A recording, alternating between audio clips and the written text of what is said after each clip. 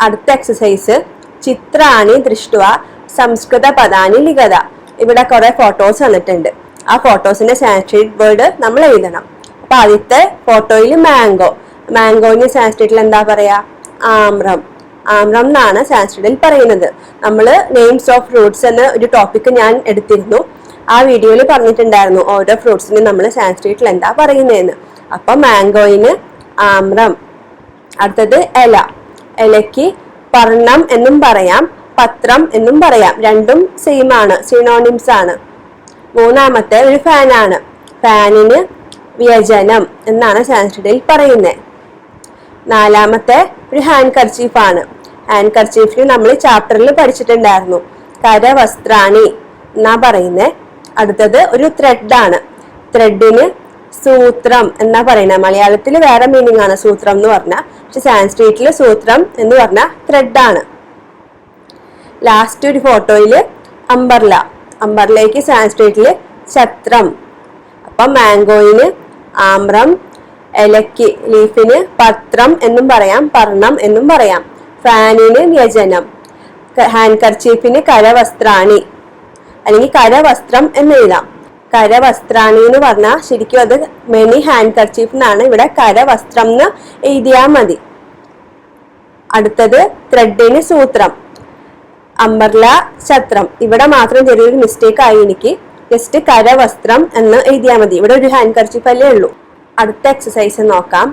ചിത്രം ദൃഷ്ട്വ ഉത്തരം ലിഖത. ഇവിടെ കുറെ ഫോട്ടോസ് വന്നിട്ടുണ്ട്. ആ ഫോട്ടോസ് നോക്കി മനസ്സിലാക്കിയിട്ട് ഇവിടെ ചോദിച്ചേക്കണ ക്വസ്റ്റ്യന്റെ ആൻസർ നമ്മൾ സാൻസ്ക്രിറ്റിൽ എഴുതണം. അപ്പൊ ആദ്യത്തെ ക്വസ്റ്റ്യൻ നോക്കാം. കിം പതതി. പതതി എന്ന് പറഞ്ഞാൽ ഫോളിങ്. ഇവിടെ എന്താണ് വീഴുന്നത്? ഇവിടെ ഒരു ഫ്രൂട്ടാണ് വീഴുന്നത്. അപ്പൊ ആൻസർ ഫ്രൂട്ടിന് എന്താ സാൻസ്ക്രിറ്റില്? ഫലം. ഫലം പതതി. അടുത്തത് രണ്ട് പീകോക്ക് ആണ്. അവര് ഡാൻസ് ചെയ്യുവാണ്. മയൂരൗ കിം കുരുദഹ. മയൂരൗ എന്ന് ചോദിച്ചാൽ ടു പീകോക്ക്. കുരുദഹ എന്ന് പറഞ്ഞാൽ ദ്വിവചനാണ്. മയൂരൗ എന്ന് വന്നോണ്ട് കുരുദഹ. പീകോക്ക് എന്ത് ചെയ്യുവാണ്? അപ്പൊ ആൻസർ നമ്മൾ എഴുതണം. മയൂരൗ നൃത്യതഹ. നൃത്യതി എന്ന വാക്കിന്റെ ക്രിയാപദത്തിന്റെ ദ്വിവചനാണ് നൃത്യതഹ. അടുത്തത് രണ്ട് ടോയ്സ് ആണ് തന്നേക്കണേ.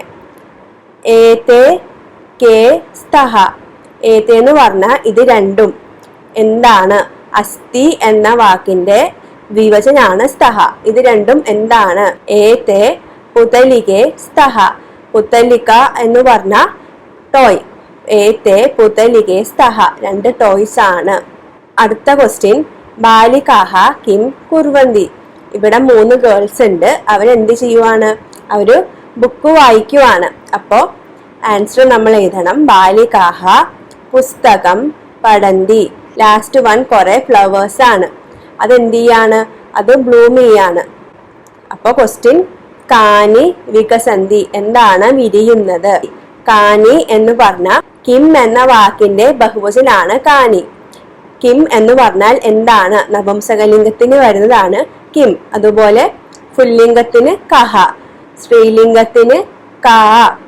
അതുപോലെ നപുംസകലിംഗത്തിന് കിം ആണ് വരുന്നത്. അപ്പൊ കിം എന്ന ക്വസ്റ്റ്യൻ വേർഡിന്റെ ബഹുവചനാണ് കാനി.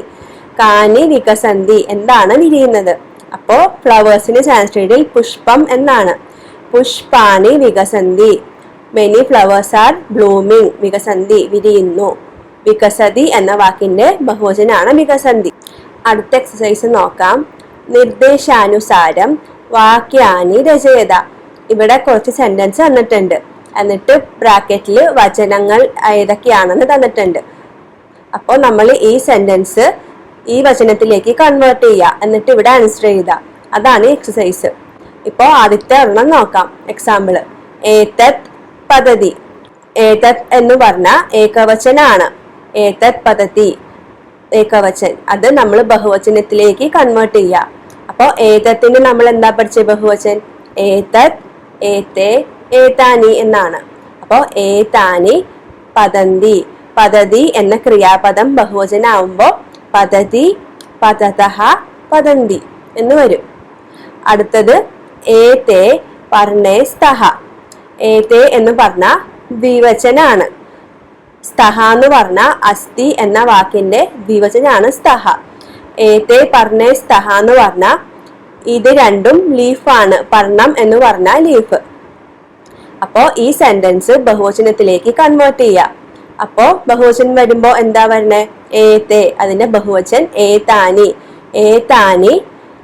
പർണേന്ന് പറഞ്ഞാൽ 2 ലീവ്സ് ആണ്. അപ്പൊ അത് ബഹുവചനം ആവുമ്പോ പർണാനി എന്ന് വരും. പർണാനി സന്ധി. അസ്ഥി എന്ന വാക്കിന്റെ ബഹുവചനാണ് സന്ധി. അസ്ഥി, സ്തഹ, സന്ധി. ഏതാനി പർണാനി സന്ധി. ഇങ്ങനെ വേണം കൺവേർട്ട് ചെയ്യാൻ. ഫസ്റ്റ് ഈ പ്രോണൗണും മാറ്റണം. അതിൻ്റെ ഒപ്പം എന്ത് വേർഡാണ് തന്നേക്കണേ അതിന്റെ ഏകവചനാണെങ്കിൽ ഏകവചനത്തിലേക്ക് കൺവേർട്ട് ചെയ്യുക. അല്ലെങ്കിൽ അവർ പറഞ്ഞിട്ടുണ്ടാവും ഏകവചനിലേക്ക് കൺവേർട്ട് ചെയ്യണോ, ദ്വിവചനിലേക്ക് കൺവേർട്ട് ചെയ്യണോ, അതോ ബഹുവചനാണോ കൺവേർട്ട് ചെയ്യേണ്ടതെന്ന് ഇങ്ങനെ ബ്രാക്കറ്റിൽ തന്നിട്ടുണ്ടാവും. അപ്പോൾ ഓരോ വേർഡ്സും പ്രോണൗൺ, ആ വേർഡ്, അതിന്റെ ക്രിയാപദം ഒക്കെ നമ്മൾ അവർ പറഞ്ഞേക്കണ വചനത്തിലേക്ക് കൺവേർട്ട് ചെയ്യുക. മൂന്നാമത്തെ മയൂരഹ നൃത്യതി. മയൂരഹ എന്ന് പറഞ്ഞ 1 പീകോക്ക്. അപ്പോ നൃത്യതി ഡാൻസ് ചെയ്യുന്നു, അത് ബഹുവചനാക്കണം.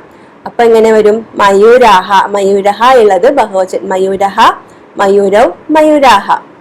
നൃത്യതി ഉള്ളത് നൃത്യതി, നൃത്യതഹ, നൃത്യന്തി. മയൂരാഹ നൃത്യന്തി. അടുത്തത് ഏതാനി യാനാനി. ഏതാനി എന്ന് പറഞ്ഞത് ബഹുവചൻ ആണ്. ഈ പ്രോനൗൺ ഏതാനി, ഏതത്, ഏതേ, ഏതാനി അത് ദ്വിവചനത്തിലേക്ക് ആക്കാം. അപ്പോ ഏതാനി എന്ന് വരുന്ന പ്രോണൗൺ ദ്വിവചനാവുമ്പോ എന്താവും? ഏതേ. ഏതേ യാനാനി എന്നുള്ളത് മെനി വെഹിക്കിൾസ് എന്നാണ്. അപ്പൊ യാനം എന്ന വാക്കിന്റെ ബഹുവചനാണ് യാനാനി. അപ്പൊ അത് ദ്വിവചനാവുമ്പോ യാനം, യാനെ എന്ന് വരും. യാനം, യാനെ, യാനാനി. അപ്പോ ഏതേ, യാനെ എന്നാണ് വരുന്നത്. ഈ 2 വെഹിക്കിൾസ് ഏതേ, യാനെ എന്ന് പറഞ്ഞ ദിസ് 2 വെഹിക്കിൾസ്. അടുത്തത് ഛാത്രേ ലിഖതഃ. ഛാത്ര എന്ന് പറഞ്ഞ ഛാത്ര, അതായത് ഗേൾ സ്റ്റുഡന്റ്, അതിന്റെ ദ്വിവചനാണ് ഛാത്രേ. ലിഖതി എന്നതിന്റെ ദ്വിവചൻ ലിഖതഹയും. അപ്പൊ 2 ഗേൾ സ്റ്റുഡൻസ് ആർ റൈറ്റിംഗ്. അതാണ് ഈ സെന്റൻസ്. അതിന്റെ ബഹുവചനാണ് ഇടാൻ പറഞ്ഞേക്കണേ. അപ്പൊ ഛാത്രേ എന്നുള്ളത് എങ്ങനെ വരും? ഛാത്ര, ഛാത്രേ, ഛാത്രാഹ. അപ്പോ ഛാത്രാഹ എന്ന് വരും. ലിഖതഃ എന്നുള്ളത് ലിഖന്തി എന്നാവും. ലിഖതി, ലിഖതഃ, ലിഖന്തി. ലാസ്റ്റ് വൺ നാരികേലം പദ്ധതി. നാരികേലം എന്ന് പറഞ്ഞാൽ കോക്കനട്ട്, പദ്ധതി എന്ന് പറഞ്ഞാൽ ഫോൾസ്. അപ്പോ നാരികേലം ഏകവചനാണ്, പദ്ധതി അതിനൊപ്പം ഏകവചൻ. അപ്പൊ നാരികേലം എന്നതിന്റെ ദ്വിവചനാണ് ആക്കാൻ പറഞ്ഞത്. അപ്പൊ നാരികേലം, നാരികേലെ എന്ന് വരും. ഫലം, ഫലെ, ഫലാനി എന്ന് പഠിച്ചിട്ടില്ലേ? അപ്പൊ നാരികേലം എന്നുള്ളത് നാരികേലെ. പദ്ധതി അതിന്റെ പദതഹ. പദ്ധതി, പദതഹ, പദന്തി. അപ്പോ പദ്ധതി അതിന്റെ ദ്വിവചൻ പദതഹ. ലാസ്റ്റ് എക്സസൈസ് നോക്കാം. ഉച്ചിത പദാനി സംയോജ്യ വാക്യാനി രചയിത. ഇവിടെയും കുറെ വേർഡ്സ് തന്നിട്ടുണ്ട്, ഇപ്പുറത്തും തന്നിട്ടുണ്ട്. അപ്പോ ഇതിലുള്ള വേർഡ്സ് ഇതിന് മാച്ച് ആയിട്ടുള്ളത് ഈ സൈഡിൽ ഉണ്ട്. അത് നമ്മള് ഇതിന്റെ ഏകവചനാണോ, ദ്വിവചനാണോ, ബഹുവചനാണോ എന്ന് നോക്കുക. അതനുസരിച്ച് മാച്ച് ചെയ്യാം. അപ്പൊ ആദ്യത്തെ വേർഡ് എന്താ? കോക്കിലെ. കോക്കിലെ എന്ന് പറഞ്ഞ കോക്കില എന്ന വാക്കിന്റെ ദ്വിവചനാണ്.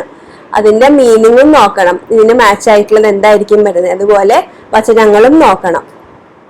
അപ്പൊ കോക്കിലെ എന്ന് പറഞ്ഞ കുക്കു, അതിന്റെ ദ്വിവചനാണ് കോക്കിലെ, അതായത് 2 കുക്കൂസ്. അപ്പോ ഇവിടെ എന്താ മാച്ച് ആവുന്നേ? കൂവുന്നു. കൂജതഹ. കോക്കിലെ, കൂജതഹ. കൂജതി എന്നതിന്റെ ദ്വിവചനാണ് കൂജതഹ. അടുത്തത് പവനഹ. പവനഹ എന്ന് പറഞ്ഞ വിണ്ട്. അതിന് മാച്ച് ആയിട്ടുള്ളത് എന്താണെന്ന് നമ്മൾ നോക്കാം. പവനഹ എന്ന് പറഞ്ഞ ഏകവചനാണ്. അപ്പോ ഈ സൈഡിലുള്ള ക്രിയാപദവും ഏകവചനായിരിക്കും. അപ്പൊ വഹതി എന്നാണ് വരുന്നത്. പവനഹ വഹതി. വഹതി എന്ന് പറഞ്ഞാൽ വീശുന്നു. പവനഹ വഹതി. ഈ സൈഡില് കർത്തൃപദവും ഈ സൈഡില് ക്രിയാപദവുമാണ് തന്നേക്കണേ. അപ്പോ ഇതിലുള്ള കർത്തൃപദം ഏതൊക്കെ വചനം നോക്കണം. അതിന് മാച്ച് ആയിട്ടുള്ളത് അത് മീനിങ്ങും നോക്കണം. അതിനൊപ്പം ഇതിന്റെ വചനങ്ങളും നോക്കണം. എന്ത് ചെയ്യുന്നത്? തീ എന്ന് പറഞ്ഞ ഏകവചനായിരിക്കും. ദി എന്ന് പറഞ്ഞ ഇങ്ങനെ നായും തായും കൂട്ടിച്ചേർന്ന് വന്ന അത് ബഹുവചനായിരിക്കും. പിന്നെ തഹ എന്ന് പറഞ്ഞാൽ ദ്വിവചനായിരിക്കും. അതൊക്കെ നമ്മൾ ഈ ചാപ്റ്ററിൽ, ഈ ആദ്യത്തെ 3 ചാപ്റ്ററിൽ പഠിച്ചിട്ടുണ്ടായിരുന്നു. അപ്പോ അതനുസരിച്ചിട്ടും ഇതിന്റെ മീനിങ് വെച്ചിട്ടും നമ്മൾ മാച്ച് ചെയ്യുക. അതാണ് ഈ എക്സസൈസ്. അപ്പൊ പവനഹ, പവനഹ എന്ന് പറഞ്ഞാൽ വിൻഡ്, അതിന് മാച്ച് ആയിട്ടുള്ളത് വഹതി, വീശുന്നു. അടുത്തത് പുഷ്പം എന്ന് പറഞ്ഞാൽ 1 ഫ്ലവർ, പുഷ്പം ഫ്ലവർ ആണ്, ഏകവചനാണ്. അപ്പൊ പുഷ്പം എന്ന കറുത്ത പദത്തിന് മാച്ച് ആയിട്ടുള്ളത് എന്താ? വികസതി, ബ്ലൂമിങ്, ഇതും ഏകവചനാണ്. അടുത്തത് ഗഗഹ, ഗഗഹ എന്ന് പറഞ്ഞാൽ ബേർഡ്, 1 ബേർഡ്. ഉത്പതതി, അതായത് പറക്കുന്നു. മയൂരാഹ, മെനി പീകോക്ക്. നൃത്യന്തി, ഡാൻസിങ്. നൃത്യതി എന്ന ക്രിയാപദത്തിന്റെ ബഹുവചനാണ് നൃത്യന്തി. ലാസ്റ്റ് വൺ സിംഹാഹ, സിംഹാഹ എന്ന് പറഞ്ഞ മെനി ലയൺ, അതിന്റെ ക്രിയാപദം എന്തായിരിക്കും? ഗർജന്തി, റോറിങ്. അപ്പോ നമ്മൾ ഇത് കർത്തൃപദം ഏത് വചനാന്ന് നോക്കണം, ഏകവചനാണോ ദ്വിവചനാണോ ബഹുവചനാണോ നോക്കണം. അതുപോലെ അതിന്റെ ക്രിയാപദവും ഇതിന് പറ്റിയ മീനിങ്ങും വെച്ച് ഏത് വചനാണെന്ന് നോക്കിയിട്ട് വേണം മാച്ച് ചെയ്യാൻ. അതാണ് ഈ എക്സസൈസ്. അങ്ങനെ നമ്മൾ 3rd ചാപ്റ്ററും കംപ്ലീറ്റ് ആക്കി. അപ്പോൾ ഈ 3 ചാപ്റ്ററിൽ ആദ്യത്തെ പുല്ലിംഗ ശബ്ദമാണ് ഡിസ്കസ് ചെയ്ത്, 2nd ചാപ്റ്ററിൽ സ്ത്രീലിംഗ ശബ്ദം, ആൻഡ് ഈ ചാപ്റ്ററിൽ നപുംസകലിംഗ ശബ്ദമാണ് ഡിസ്കസ് ചെയ്ത്. അപ്പൊ ഈ 3 ടോപ്പിക്കും സാൻസ്ക്രിറ്റിലെ ബേസിക് ആയിട്ടുള്ള ഗ്രാമർ സെക്ഷൻ ആണ്. അത് നല്ലപോലെ പഠിക്കണം. ഇതിൽ നിന്ന് കുറെ ക്വസ്റ്റ്യൻസും വരും. അപ്പോൾ ഈ 3 ചാപ്റ്റർ മനസ്സിലായെന്ന് വിശ്വസിക്കുന്നു. അതുപോലെ ഈ വീഡിയോ ഇഷ്ടപ്പെട്ട തീർച്ചയായും സബ്സ്ക്രൈബ് ചെയ്യുക, നിങ്ങളുടെ ഫ്രണ്ട്സ് ആയിട്ട് ഷെയർ ചെയ്യുക, കമന്റ് ഇടുക. Thank you.